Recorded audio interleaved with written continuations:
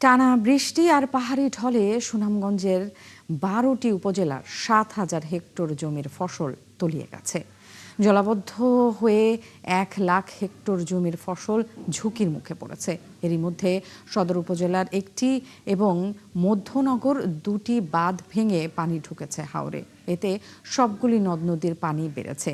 ঝুঁকি নিয়ে পাকা ধান কাটা শুরু হলেও শ্রমিক সংকটে কাজ শেষ করতে পারছেন না কৃষকরা। শহীদ নূর আহমেদের তথ্য ও ছবিতে প্রতিবেদন।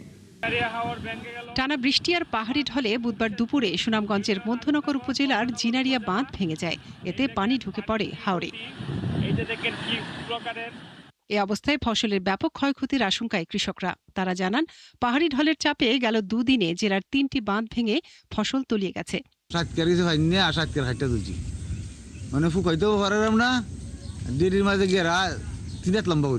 যে বড় বড় টাটা মারে একটু সময় পরপর মেঘা, আর এই বাতাসের মাঝে এই ঠান্ডা কোমর পানির মাঝে যাও খাটের আমদান নিচে যারা আসলো কাটতেছে না। অনেকে গতকালকে কাটছিল, আজকে আর কাটতে পারেন না, মানে চলে গেছি। কৃষকরা আরো জানান, টানা বৃষ্টিতে জেলার সবকটি হাওরের ফসল জলাবদ্ধতায় তলিয়ে গেছে। চোখের সামনে ফসল নষ্ট হতে দেখেও কিছু করা যাচ্ছে না। এমনকি বৈরী আবহাওয়া এবং অতিরিক্ত মজুরি দিয়েও পাওয়া যাচ্ছে না শ্রমিক। আর ধান কেটে নিলেও শুকানো নিয়ে বিপাকে তারা। ভাই পানি একবার কাটছি খেতে কামড়া দিয়ে এই পানি বাজে কাটটা ওখানে একবার তুলসি টানো টানো আগে পানি আইছে এই পানি তো ভাই ৩-৪ দিন কষ্ট হচ্ছে ভাই। খুব কষ্ট তো আছে ভাই, তার নিয়ে তার সব পানি তো যাইতে জায়গা। এ বিষয়ে কৃষি বিভাগ বলছে, জলাবদ্ধতা ও বাঁধ ভেঙে জেলার ৭,০৫৭ হেক্টর জমির ফসল তলিয়েছে। এরই মধ্যে জেলার অর্ধেক জমির ধান কাটা শেষ হয়েছে। বাকি পাকা ধান কেটে নিতে মাইকিং করা হচ্ছে। পাকা ধান কোনোভাবেই মাঠে রাখা যাবে না, যাতে যেভাবে হোক কেটে ফেলতে হবে, সেই লক্ষ্যে আমরা প্রচারণা চালাচ্ছি। পাশাপাশি বিভিন্ন স্বেচ্ছাসেবী সংগঠন, স্থানীয় নেতৃবৃন্দর সহায়তা চাচ্ছি, যাতে আমরা কৃষকের পাশে দাঁড়াতে পারি দুর্যোগ সময়। এদিকে হাওরের ক্ষতিগ্রস্ত এলাকা পরিদর্শন করেছেন সুনামগঞ্জ ১ আসনের সংসদ সদস্য কামরুজ্জামান কামরুল। ক্ষতিগ্রস্তদের সরকারের পক্ষ থেকে সহযোগিতার আশ্বাস দিয়েছেন তিনি। হাওরগুলি নাব্যতা হারিয়েছে, নদীর নাব্যতা হারিয়েছে। আমাদের মাননীয় প্রধানমন্ত্রী হাওর এবং নদী খননের একটা উদ্যোগ নিয়েছেন। এই উদ্যোগ যদি বাস্তবায়ন হয়, আমার বিশ্বাস আমাদের এই জলাবদ্ধতা থাকবে না। অতিবৃষ্টি আর পাহাড়ি ঢলে সুনামগঞ্জের সুরমা, কুশিয়ারা, জাদুকাটা সহ সবকটি নদ নদীর পানি বাড়ছে, আর আতঙ্ক বাড়ছে হাওরবাসীর। মনিরা কাজুরি, ৭১। দর্শক, হাওরে ফসল তলিয়ে যাওয়ার খবর জানাবেন আমাদের সহকর্মীরা সুনামগঞ্জ এবং নেত্রকোনা থেকে। এই শুরুতেই যেতে চাই সুনামগঞ্জে হাওর পরিস্থিতি নিয়ে আমাদের সাথে যুক্ত হচ্ছেন শহীদ নূর আহমেদ। শহীদ নূর, একটু জানতে চাই সুনামগঞ্জের হাওরের কি অবস্থা দেখছেন এখন? আমরা যতটুকু জানি বাঁধ ভেঙে ক্ষতিগ্রস্ত হয়েছে, এরই মধ্যে কৃষকরা তারা কি বলছে? আর গতকাল প্রধানমন্ত্রীর ঘোষণার পরে তাদের খাদ্য সহায়তার জন্য প্রশাসন থেকে কোনো ব্যবস্থা আপনার চোখে পড়েছে কিনা? ন্যান্সি, ধন্যবাদ আপনাকে। দেখুন, আমরা সকাল থেকেই কিন্তু পরপর বুলেটিনে জানানোর চেষ্টা করেছিলাম। আমরা আসলে এখন এই যে মুহূর্তে যেই জায়গাতে আছি, এটি হচ্ছে এটি শিয়ালমারা হাওর, এবং এই শিয়ালমারা হাওরে আমি এখন প্রায় কোমর অবধি পানিতে দাঁড়িয়ে আছি। আমার পেছনে ঠিক কৃষকরা ধান কাটছেন, কিন্তু আসলে এখানে কোনো ধরনের স্বস্তির খবর নেই। স্বস্তি কেবল একটাই, এখন আবহাওয়া একটু অনুকূলে এসেছে, রুদ্র জলমল আবহাওয়া। যদি কতক্ষণ ঠিকবে, একটু পরপরই বৃষ্টি হয়। বৃষ্টি হলে এই কৃষকদের মনে আসলে আতঙ্ক বিরাজ করে, তারা ধান কাটতে গিয়ে আসলে ভয়ে এবং উদ্বিগ্ন থাকেন। আমি যদি জানানোর চেষ্টা করি, সুনামগঞ্জে এখন পর্যন্ত সুরমা নদীর পানি আজ 18 সেন্টিমিটার বেড়েছে। যদি উজানের ডল অব্যাহত থাকে তাহলে বৃষ্টিপাতে আরও বাড়বে। এই যে সংখ্যা, বাঁধ ভাঙার সংখ্যা কিন্তু কৃষকদের মধ্যে রয়েছে। তবে জেলার প্রায় বলা যায় যে সবকটি হাওরে লক্ষাধিক জমির ফসল কিন্তু এখন জলাবদ্ধতায় আক্রান্ত। এই যে জলাবদ্ধতা, এটি নিরসনের কোনো উপায় আসলে নেই, কেননা নদীতেও পানি আছে, আবার হাওরেও পানি আছে। এই পানি থাকার কারণেই কিন্তু দুর্ভোগ বাড়ছে। কৃষি বিভাগ বলছে যে শ্রমিক সংগ্রহের জন্য তারা চেষ্টা করছে, কিন্তু আমরা মাঠ পর্যায়ে দেখছি না। এখন পর্যন্ত ৭,০০০ হেক্টর জমি নষ্ট হয়েছে, কিন্তু বাস্তবিক অর্থে কৃষকদের তথ্য অনুযায়ী এর কষ্ট, দুর্ভোগ এবং ক্ষয়ক্ষতি কিন্তু দ্বিগুণ হচ্ছে। আসলে প্রকৃতি যদি সহায় থাকে তাহলে হাওরের মানুষ ধান কাটতে পারবেন। ন্যান্সি। শহীদ নূর, আপনাকে ধন্যবাদ। আমরা দেখছিলাম যে আপনি কি পরিস্থিতিতে আসলে কৃষকদের সাথেই রয়েছেন এবং তারা তাড়াহুড়ো করে ধান কাটছে। আমরা একটু নেত্রকোনায় যেতে চাই। নেত্রকোনাতেও বন্যা ও পাহাড়ি ঢলে বিভিন্ন হাওরের ফসল ডুবে গেছে, সেখানকার খবর আমরা জানতে চাই। আমাদের সহকর্মী মির্জা হৃদয় রয়েছে সেখানে। হৃদয়, একটু জানতে চাই হাওরে কি পরিমাণ ফসল তলিয়ে গেছে নেত্রকোনায় এবং নদ নদীর পানি বৃদ্ধির কি অবস্থা, সবকিছু মিলিয়ে আপনি যেখানটাতে আছেন সেখানে কি দেখছেন একটু জানাবেন। আসলে নেত্রকোনায় গত 2 দিন যাবতই হাওরে পানি বৃদ্ধি পাচ্ছে। আসলে যদি বলি যে যেহেতু নেত্রকোনা পাহাড়ি অঞ্চল, পাহাড়ি বৃষ্টির ফলে মূলত পাহাড়ের নদ নদীগুলো পানি বৃদ্ধি পায়, সেই পানি হাওরে নেমে হাওরের পানিতে চাপ বাড়ছে। আমরা যদি দেখানোর চেষ্টা করি যে আমার পেছনেই যে হাওরটি আছে এটি কিছুটা উঁচু অঞ্চল হলেও এখানে দেখেন যে কৃষকরা এখনো তার শেষ সম্বলটুকু রক্ষা করার জন্য ধান কাটার জন্য চেষ্টা করছে। আমরা গতকাল থেকেই দেখছি যে আগে কৃষকরা সপরিবারে নারী পুরুষ মিলে হাওরে নেমেছে ধান কাটার জন্য, মানে শেষ সম্বলটুকু যতটুকু রক্ষা করা যায়। স্বস্তির বিষয় হলো আজ সকাল থেকেই কিছুটা রোদ জলমল আবহাওয়া থাকায় কৃষক ধান কাটায় কিছুটা স্বস্তি ফিরে পাচ্ছে। তবে আরেকটি বিষয় যদি জানিয়ে রাখি যে পানি উন্নয়ন বোর্ডের সাথে আমরা কথা বলেছিলাম। পানি উন্নয়ন বোর্ড যেটি বলেছে যে আমাদের নেত্রকোনায় যে ধনু নদী আছে, ধনু নদীর পানি বিপদ সীমার 16 সেন্টিমিটার নিচ দিয়ে প্রবাহিত হচ্ছে। তবে অন্য যে 2টি নদী রয়েছে, পাহাড়ি নদী উপদাগালী নদী ইতিমধ্যে বিপদ সীমার 1 মিটার উপর দিয়ে প্রবাহিত হচ্ছে। আরেকটি যে নদী রয়েছে কংস নদী বিপদ সীমার প্রায় 70 সেন্টিমিটার উপর দিয়ে প্রবাহিত হচ্ছে। মূল কথা হলো পানি বারবার বৃদ্ধি পাচ্ছে, ঘন্টায় ঘন্টায় পানি বৃদ্ধি পাচ্ছে। আমরা যদি একজন কৃষকের সাথে কথা বলি যে আসলেই আপনারা কি পরিস্থিতি দেখছেন গতকাল থেকে? আর কি গতকাল থেকে দেখছি যে লোকজন পাইতেছে না, মেশিনও পাইতেছে না, পানি তুলে পড়ে যেতে জমি খাওয়ার কোনো ব্যবস্থা হইতেছে না। কৃষি বিভাগ থেকে আপনাদের কি আশ্বাস দিচ্ছে? কৃষি বিভাগ থেকে আশা দিচ্ছে আমরা তো মেশিনও পাইতেছি না, লোকজনও পাওয়া যায় না কাটার লাগিয়া, মানে পানি তুলে পড়ে গেছে। এই যে যেমনটি জানাচ্ছিল একজন কৃষক যে আসলে হাওরে হলো লোকবল সংকট টাকা ইতিমধ্যে ধান কেটে আনা সম্ভব হচ্ছে না। লোকবল সংকটটাই সবচেয়ে চূড়ান্ত আকার ধারণ করেছে। কৃষি বিভাগ বলছে যে 2-1 দিন যদি রোদ দেয় তাহলে ধান কাটা সম্ভব হবে। এই ছিল নেত্রকোনা থেকে সর্বশেষ। হৃদয়, আপনাকে ধন্যবাদ। দর্শক, একজন কৃষকের কথা আমরা শুনছিলাম। মেজর হৃদয় আমাদেরকে নেত্রকোনা থেকে জানাচ্ছিলেন এবং একই সাথে শহীদ নুরু আমাদেরকে জানাচ্ছিলেন। আমরা একটু আবহাওয়া অধিদপ্তরে যেতে চাই। রাজধানীর আবহাওয়া অধিদপ্তরে রয়েছেন মোহাইমিনুল অপু, তার কাছ থেকে একটু জেনে আসতে চাই যে আগামী কয়েকদিনের পূর্বাভাসটা কি। অপু, একটু জানতে চাই যে আবহাওয়া অধিদপ্তর আসলে কি বলছে, দেশ জুড়ে কি আগামী যে 4-5 দিন রয়েছে সেখানে আসলে বৃষ্টির পূর্বাভাসটা কি, এবং আমরা জানি যে হাওর অঞ্চলে বন্যা পরিস্থিতি হয়েছে, সব মিলিয়ে আসলে তারা কি বলছে?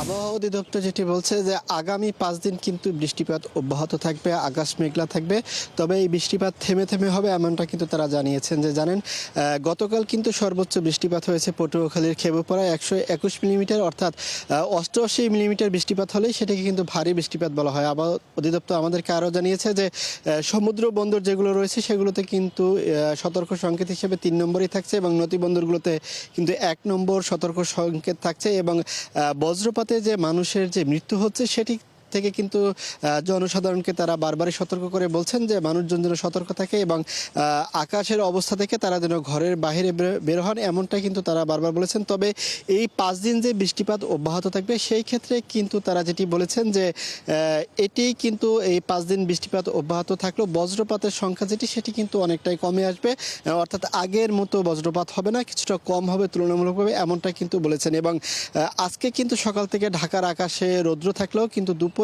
পর থেকে কিন্তু রাজধানী সহ রাজধানীর বাইরে কিন্তু বৃষ্টিপাত হওয়ার সম্ভাবনা রয়েছে, এমনটা কিন্তু তারা জানিয়েছেন। এছাড়া জানেন যে হাওর অঞ্চলগুলো অর্থাৎ নেত্রকোনা, সুনামগঞ্জ এসব অঞ্চলে কিন্তু বেড়িবাঁধ ভেঙে ধান ক্ষেত যেগুলো রয়েছে সেগুলো কিন্তু প্লাবিত হচ্ছে, অর্থাৎ এখন এই কৃষি মৌসুম যে চলছে সেক্ষেত্রে কিন্তু আসলে বন্যা, পানি উন্নয়ন বোর্ডের যে বন্যার যে পূর্বাভাস রয়েছে সেখান থেকে কিন্তু আমরা আরও তথ্য জানতে পারবো কিছুক্ষণ পরে। তবে সব কিছু মিলিয়ে বলা চলে যে আগামী 5 দিন আরও বৃষ্টিপাত অব্যাহত থাকবে এবং ঢাকা সহ 64 জেলায় কিন্তু এই বৃষ্টিপাত থাকবে, তবে সেটি কিন্তু থেমে থেমে। নেন্সি, এবং এই সরকার থেকেও কিন্তু বলা হয়েছে যারা বন্যায় যারা ক্ষতিগ্রস্ত হয়েছে কৃষক, তাদেরকে সরকার থেকে কিন্তু 3 মাস সহায়তার কথাও কিন্তু বলা হয়েছে। হাওড় অঞ্চলের কৃষকদের এই 3 মাসের যে সহায়তা দেওয়ার কথা সরকার থেকে বলা হয়েছে। আপনি সেখানে থাকুন, সারাদিনের আবহাওয়া নিশ্চয়ই আপনার কাছ থেকে জানবো। মহিমুনুল অপু, আপনাকে ধন্যবাদ। এবং একই সাথে দর্শক আমাদের সাথে যুক্ত ছিলেন নেত্রকোনা থেকে মির্জা হৃদয় এবং শহীদ নূর ছিলেন সুনামগঞ্জ থেকে। যেমনটা মহিমুনুল অপু বলছিল, দেশ জুড়ে আগামী 5 দিন থেমে থেমে বৃষ্টির পূর্বাভাস দিয়েছে আবহাওয়া অফিস। বজ্রমেঘ ও সাগরে লঘুচাপের প্রভাবে এই বৃষ্টি অব্যাহত থাকতে পারে। দেশের অন্তত 9টি অঞ্চলে দমকা কিংবা ঝোড়ো হাওয়ার সাথে বজ্রপাত সহ বৃষ্টির পূর্বাভাস দিয়েছে আবহাওয়া অধিদপ্তর। দেশের সব বিভাগেই ভারী থেকে অতি ভারী বৃষ্টি, বজ্রপাত, দমকা হাওয়া এবং শিলাবৃষ্টির সম্ভাবনা রয়েছে। আবহাওয়া অফিস বলছে লঘুচাপের বর্ধিতাংশ উত্তর বঙ্গোপসাগর পর্যন্ত বিস্তৃত রয়েছে, যার ফলে এই বৃষ্টি হচ্ছে। দেশে জঙ্গি আছে কি নেই এই বিতর্কে না গিয়ে জঙ্গি তৎপরতার বিষয়টি সরকারকে গুরুত্বের সাথে খতিয়ে দেখার আহ্বান জানিয়েছেন নিরাপত্তা বিশ্লেষক ও অপরাধ বিজ্ঞানীরা। তারা বলছেন, বিভিন্ন বাহিনী সহ সাধারণ মানুষের ভেতর ঘাপটি মেরে থাকা জঙ্গিদের শনাক্ত করে আইনের আওতায় আনতে হবে। সেই সাথে তাদেরকে সমাজের মূল স্রোতে ফেরাতে করতে হবে সহযোগিতা। মুহিম মিজানের রিপোর্ট। মঙ্গলবার রাজধানীর এক অনুষ্ঠানে স্বরাষ্ট্রমন্ত্রী বলেন, দেশের চরমপন্থীদের তৎপরতা থাকলেও জঙ্গি নেই। জঙ্গি শব্দটি বিগত ফ্যাসিস্ট সরকারের ক্ষমতায় থাকার রাজনৈতিক হাতিয়ার বলেও দাবি করেন তিনি। তবে সচিবালয়ে আরেক অনুষ্ঠানে সাংবাদিকদের প্রধানমন্ত্রীর তথ্য উপদেষ্টা বলেন, দেশে 5 আগস্টের আগে পরে জঙ্গি সংগঠিত হয়েছে, তাই তাদের নির্মূলে কাজ করছে বর্তমান সরকার। আপনি যে শব্দ উচ্চারণ করলেন, আমাদের দেশের বর্তমান কালচারে সেটা এখন আর নাই। আগে সেই শব্দটা উচ্চারিত হতো ফেসিবাদী আমলের সময়। তারা নিজস্ব রাজনৈতিক ফায়দা হাসিলের জন্য এগুলোকে হাতিয়ার হিসাবে তারা ব্যবহার করত। বর্তমানে বাংলাদেশে সেগুলোর এক্সিস্টেন্স নেই। বাংলাদেশে একটা পর্যায়ে মিলিটেন্সি জঙ্গিবাদ ছিল, আছে, সেটাকে আমরা আসলে কমব্যাট করতে চাই। এবার এই সতর্কতার মানে হচ্ছে এটা খানিকটা ঝুঁকি তৈরি করেছে, কারণ 1.5 বছর ইন্টারিম সরকারের সময় আমরা খেয়াল করেছি এই প্রবণতার মানুষদের অনেক বেশি সংগঠিত হওয়া বা পাবলিকলি আসা বা ওপেনলি আসার প্রবণতা তৈরি হয়েছিল। তবে নিরাপত্তা বিশ্লেষকরা বলছেন, দেশে জঙ্গি আছে কি নেই এই বিতর্কে না জড়িয়ে বরং বাস্তবতা যাচাই করতে হবে। বিভিন্ন বাহিনী সহ কিছু জায়গায় জঙ্গি প্রতিরোধে সরকারকে শক্ত হাতে ব্যবস্থা নেওয়ার পরামর্শ তাদের। 5 আগস্টের বলেন অথবা তার পূর্ববর্তীয় যে সময়গুলো আছে, সেই সময়গুলোতেও কিন্তু অ্যাক্সেস টু ইনফরমেশন যেটা আছে তার মাধ্যমে বিভিন্নভাবে যোগাযোগ এস্টাবলিশ করা সম্ভব।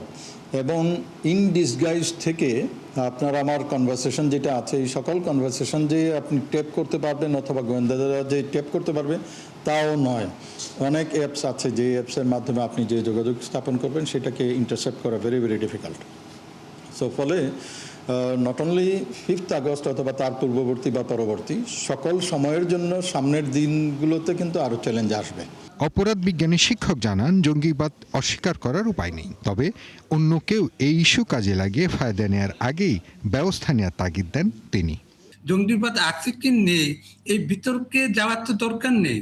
এটা হচ্ছে জঙ্গিবাদের অস্তিত্ব আছে এবং এটা 5 জুলাই আগস্টের পর থেকে যেটা 24 সালে হয়েছে তখন ঢালাওভাবে তাদেরকে আমরা ছেড়ে দিয়েছি। বিচারিক কার্যক্রমের প্রক্রিয়া শেষ না হওয়া পর্যন্ত ছেড়ে দেওয়ার ফলে যেটা হয়েছে, তারা বিভিন্ন রাজনৈতিক মতাদর্শ গোষ্ঠীর সাথে একত্রিত হয়ে তারা বিভিন্ন তৎপরতা চালাচ্ছে। এর আগে জঙ্গি সংশ্লিষ্টতার অভিযোগে অনেকের বিভিন্ন সাজা হলেও অন্তর্বর্তী সরকারের সময় জামিনে ছাড়া পেয়েছে কেউ কেউ। এদের কেউ যাতে আবারও জঙ্গিবাদে জড়িয়ে না পড়ে সরকারকে সেদিকে খেয়াল রাখতে বলছেন নিরাপত্তা বিশ্লেষকরা। মহিম মিজান, 71, ঢাকা। মার্চ এপ্রিলে হামের উপসর্গ নিয়ে অন্তত 227 জনের মৃত্যু হয়েছে। স্বাস্থ্য অধিদপ্তরের পরিসংখ্যান বলছে তাদের 80% বয়সী 5 বছরের নিচে। দেশের প্রায় প্রতিটি জেলায় হামের জীবাণু ছড়িয়েছে, তাই চিকিৎসার পাশাপাশি চলছে হাম রুবেলা টিকাদান কর্মসূচি। পার্শ্ব প্রতিক্রিয়া না থাকায় সব শিশুকে এই টিকা নেয়ার পরামর্শ দিয়েছে ইউনিসেফ। আরো জানাচ্ছেন মেহেদি হাসান। এটি মিরপুরের বাউনিয়াবাদ আইডিয়াল উচ্চ বিদ্যালয়, হামের জন্য ইপিআইয়ের নির্দিষ্ট টিকা কেন্দ্র। এই রোগে আক্রান্ত হয়ে মৃত্যুর হার বেড়ে যাওয়া এবং দ্রুত ছড়িয়ে পড়ায় এখানে প্রতিদিন শিশুদের টিকা দিতে ভিড় করেন অভিভাবকরা। বাচ্চার শরীরের সুস্থতার জন্য টিকাটা না খুবই দরকার। না, দুই নিছি মানে এখন বলছে আবার আরেকটা নিলে অসুবিধা হবে না, ওর বাচ্চা করে নাই। সব বাচ্চারা ঝুঁকিতে আছে, এই বাচ্চারা হামের জন্য হাসপাতালে ভিড় করতেছে অনেক। আমাদের জায়গায় আগে সরকার এই পদ্ধতিটা নিচ্ছে, তার জন্য আমরা অনেক খুশি। হাম ছড়িয়ে পড়া এখন এলাকার জন্য স্কুলগুলোতে টিকা দেয়া হচ্ছে। শুধু ঢাকা নয়, পুরো দেশেই চলছে এই কার্যক্রম। হামে মৃত্যু প্রতিরোধে 6 মাস থেকে 5 বছর বয়সী অন্তত 2 কোটি শিশুকে টিকার আওতায় আনতে চায় স্বাস্থ্য বিভাগ। 5 এপ্রিল থেকে শুরু হওয়া এই ক্যাম্পেইনে এখন পর্যন্ত অন্তত 94,25,000 শিশুকে টিকা দেয়া হয়েছে। এতে সহযোগিতা করছে ইউনিসেফ, গ্যাভি সহ বেশ কয়েকটি দাতা সংস্থা। ইউনিসেফ প্রতিনিধিরা বলছেন এই টিকায় এখন পর্যন্ত কোনো শিশুর পার্শ্ব প্রতিক্রিয়ার প্রমাণ পাওয়া যায়নি। বাবা মারাও একটু ভীত সন্তুষ্ট করে যে আমি টিকাটা দিচ্ছি, এটা কি আসলে কোনো পার্শ্ব প্রতিক্রিয়া আছে কিনা। এই টিকাটা বহু বছর ধরে চলে আসতেছে। আমরা 9 মাসে 15 মাসে প্রত্যেকটা বাচ্চাকে টিকা দিচ্ছি হামের। দেখা যাচ্ছে কোনো এই পর্যন্ত কোনো পার্শ্ব প্রতিক্রিয়া আমরা আলহামদুলিল্লাহ ধরা পড়েনি। টিকা হাম এবং রুবেলা দুইটি ভাইরাস জনিত অনেক সংক্রমণ রোগ। এই দুটি রোগের কারণে হাম ও রুবেলা তো অনেক সংক্রমণ রোগ, এক থেকে একজনের থেকে আরেকজনের ছোঁয়াছে হয়। 6 মাস থেকে 5 বছরের নিচের সকল শিশুকে আমরা টিকা দিব। তো আমার স্কুলে তো একটা এইজ আসছে যে 5 বছরের একটা ক্লাস তো আমরা পাচ্ছি, নার্সারি। তো এর জন্য আমরা প্রতিটা স্কুলে আমাদের এই প্রোগ্রামটা রেখেছি যে 5 বছরের বাচ্চাগুলো যেন আমরা স্কুলের টিকাগুলো দিয়ে কাউন্ট করতে পারি, যেন কোনো বাচ্চাও বাদ না পড়ে। স্বাস্থ্য অধিদপ্তর বলছে গেল 46 দিনে হামের উপসর্গ নিয়ে অন্তত 227 শিশুর মৃত্যু হয়েছে। এর মধ্যে ঢাকায় মারা গেছে 105 জন। গেল 40 বছরে এই রোগে এত মৃত্যু দেখেনি দেশবাসী। মেহেদী হাসান, 71, ঢাকা। দর্শক, হাম পরিস্থিতির আরো খবর জানাতে রাজধানীর মহাখালীর সংক্রমণ ব্যাধি হাসপাতাল থেকে এই মুহূর্তে যুক্ত হচ্ছেন সহকর্মী হিমেল মাহবুব। হিমেল, একটু জানতে চাই আপনি যেখানে আছেন সেখানে হামে আক্রান্ত কতজন রোগী ভর্তি আছে এবং একই সাথে সামগ্রিকভাবে হাম পরিস্থিতি এখন দেশে কি অবস্থা সেটাও একটু জানতে চাই। কি ধরনের পদক্ষেপ নিচ্ছে হাসপাতাল কর্তৃপক্ষ এবং সরকার থেকে? সংক্রামক ব্যাধি হাসপাতালে পর্যন্ত 63 জন হাম রোগী ভর্তি আছে। তবে যেহেতু এটি 100 শয্যার একটি হাসপাতাল, এখানেও কিন্তু হামের রোগী ছাড়াও অন্যান্য রোগী আছে। মোট 112 শিশু কিন্তু বিভিন্ন রোগ নিয়ে হাসপাতালটিতে ভর্তি আছে। এছাড়া আইসিইউ 5 বেডের এবং এইচডিইউ 10 বেডের রয়েছে। এই 15 শয্যার মধ্যে 12 শয্যায় কিন্তু শিশু আছে, আর 3টি শয্যা এইচডিইউতে খালি আছে। গত 24 ঘন্টায় মোট 27 শিশু হাম থেকে সুস্থ হয়ে এই হাসপাতাল ছেড়েছে বলে জানিয়েছে আমাদের এখানকার তত্ত্বাবধায়ক। আর আপনি যেটি বলছিলেন যে দেশের সার্বিক অবস্থা, দেশের হাম ও এর উপসর্গ নিয়ে কিন্তু গত 43-44 দিনে কিন্তু মারা গেছে 274 জন এবং স্বাস্থ্য অধিদপ্তরের যে তথ্য, সে তথ্য অনুযায়ী প্রায় 35,000 শিশু হামের লক্ষণ দেখা গেছে এবং এর মধ্যে প্রায় 25,000 বিভিন্ন হাসপাতালে ভর্তি হয়েছে। আর এখন পর্যন্ত স্বাস্থ্য অধিদপ্তর নিশ্চিত করেছে যে 4,900 শিশু হাম নিশ্চিত করেছে। কিন্তু এখানে আজকে আমি একটি প্রশ্নের উত্তর খোঁজার খুব চেষ্টা করেছি। যারা লক্ষণ নিয়ে হাসপাতালে আসছে এই সংখ্যাটি বলছে স্বাস্থ্য অধিদপ্তর প্রায় 35,000। তো এই 35,000-এর মধ্যে সবার যে হাম হবে এমন তো কোনো কথা নেই। তাহলে যদি জ্বর কাশির লক্ষণ নিয়ে যদি হামের রোগীদের সাথে সেই সব শিশুদের রাখা হয়, তারও কিন্তু হাম আক্রান্ত হওয়ার একটি চান্স রয়েছে। সবথেকে বড় কথা যে আমি যে কয়েকটি হাসপাতাল ঘুরেছি, এখানে কর্তৃপক্ষ আমাকে জানিয়েছে যে 6 মাসের শিশু হামে বেশি আক্রান্ত হয়ে এসেছে এবং তাদের মৃত্যু সংখ্যাটিও বেশি। যেহেতু 6 মাসের নিচে কিন্তু আমরা ভ্যাকসিন দিচ্ছি না কিংবা ভ্যাকসিন পাওয়ার টিকা পাওয়ার কথাও না।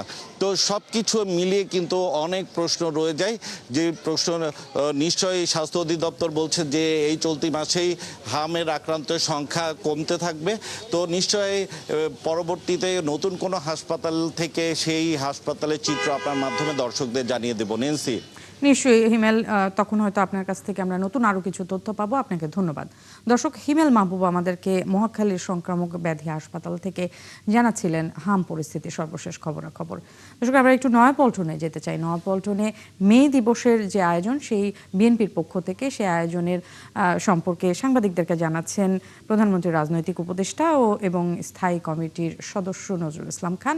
তিনি এই মুহূর্তে কথা বলছেন সাংবাদিকদের সাথে। আমরা সরাসরি চলে যাব। আঞ্জুয়ারা খাতুন, রাসেল হাওলাদার, জালাল উদ্দিন ও মোহাম্মদ ইমরানকে আওয়ামী সন্ত্রাসী ও পুলিশরা গুলি করে হত্যা করেছিল। সাংবাদিক বন্ধুগণ, গত 5 আগস্ট 2024 ফ্যাসিস্ট খুনি হাসিনা সরকারের পতনের পর এবছর 12 ফেব্রুয়ারি অবাধ সুষ্ঠু ভোটে নির্বাচিত সরকারের সময় মহান মে দিবস প্রথমবারের মতো পালিত হবে। বৈষম্য বিরোধী ছাত্র জনতার অভ্যুত্থানে অগণিত শ্রমিকের আত্মদান ফ্যাসিস্টদের পতন ত্বরান্বিত করেছে। বাংলাদেশ জাতীয়তাবাদী শ্রমিক দলের 71 জন নেতা কর্মী এই লড়াইয়ে নিহত হয়েছে। 30 জন রিক্সা শ্রমিক, অসংখ্য নাম না জানা ভজানা ভাসমান শ্রমিক বৈষম্য বিরোধী ছাত্র শ্রমিক জনতার অভ্যুত্থানে শহীদ হয়েছেন। শ্রমিক শ্রেণীর আত্মত্যাগ কেউ কেউ স্বীকার করতে কার্পণ্য করে, কিন্তু তারপরেও এটাই সত্য।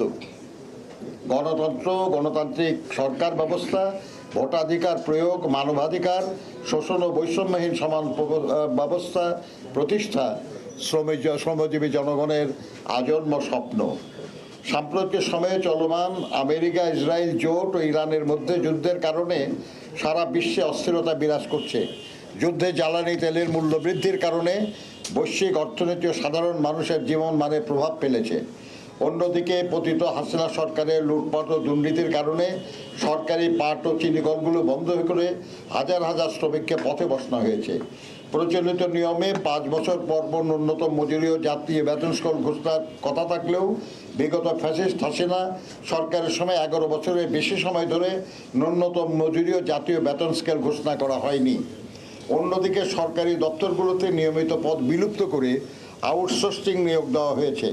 ফলে শ্রমের ক্ষেত্রগুলো ক্রমশ সংকুচিত হচ্ছে, তৈরি হচ্ছে শিক্ষিত লাখ লাখ বেকার। দর্শক, প্রধানমন্ত্রীর রাজনৈতিক উপদেষ্টা নজরুল ইসলাম খান এতক্ষণ নয়াপল্টনে কথা বলছিলেন, আমরা সরাসরি ছিলাম। রাজধানীর পেট্রোল পাম্পগুলোতে কমেছে ক্রেতার দীর্ঘ লাইন।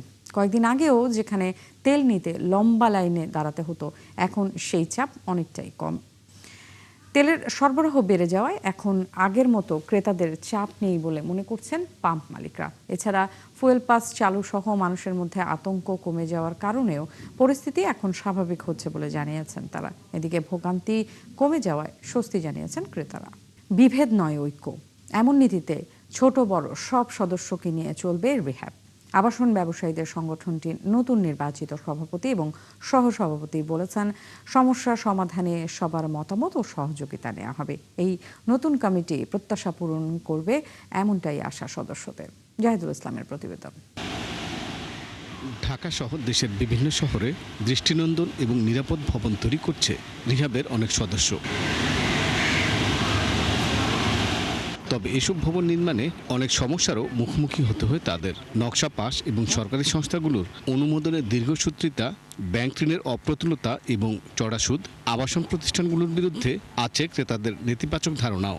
রিহ্যাব সদস্যরা চাইছেন এসব সমস্যার সমাধান করুক নতুন কমিটি। সরকারের সাথে দেন দরবার করে যেই দাবিগুলো ব্যবসায়ীদের সুবিধা হবে, ব্যবসায়ীরা যেই সমস্যাগুলোর মধ্যে আছে যেগুলো আমরা কিছুটা সমাধান করেছি, বাকিটা ওনারা সমাধান করবেন, এই প্রত্যাশা কিন্তু সাধারণ ব্যবসায়ীরা আমাদের কাছে চান। প্রতিদিনের প্রতি ঘন্টায় যে আমাদের অবদান আছে, এত মানুষের কর্মসংস্থান এবং সুন্দর করে বসবাস করার যে একটা আবাসন তৈরি করার, নিজেদের মধ্যে যেটা প্রতিযোগিতা করে আমরা সুন্দর সুন্দর আবাসন তৈরি করছি, তো সেই জায়গাটা না একটা ব্র্যান্ডিং করা দরকার। রিহ্যাব সভাপতি বলছেন, যৌক্তিক সমস্যাগুলোর সমাধানই হবে প্রধান কাজ। আমরা সবাইকে নিয়ে কাজ করতে চাই। We are the development partner. আমরা রাষ্ট্রের উন্নয়ন সহায়ক শক্তি। আমি বিশ্বাস করি যৌক্তিক দাবি যৌক্তিক সময় যে জায়গায় করা দরকার সেই জায়গায় প্লেস করা হয়, এত দ্রুত এটা রিজেক্ট হবে, আই ডোন্ট থিংক সো।